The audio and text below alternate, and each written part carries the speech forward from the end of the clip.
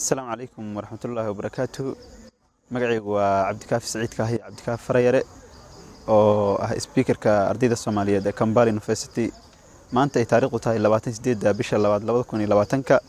waxaa jaamacadda Kampala University main campus nagu soo booqday gudoomiyaha ardayda qaranka Soomaaliyeed Madane Cabdulqaadir Cumar Cabdulle Fiidka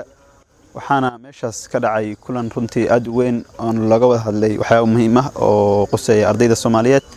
maadaama aan hay Kampala University oo kamid ah jaamacadaha ugu weyn wadankan uguna saameynta badan kulankaasi waxa la isku afkartay waxyaabo badan iyo shaqooyin badan inay wadaagaan ardayda Soomaaliyeed iyo ardayda qaranka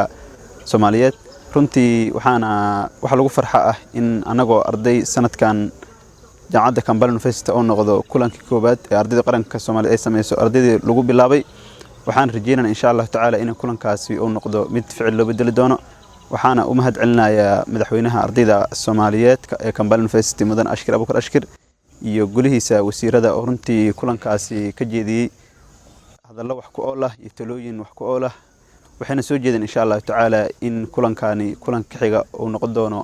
mid ka sii weyn midkii maanta dhacay waxaan u mahad celinayaa qof kasto soo qabaqaabay oo gacan ka geystay kulankani muhiimka ah waxaan rajeynayaa insha Allah taala kulamada xiga inaan isugu imaan doono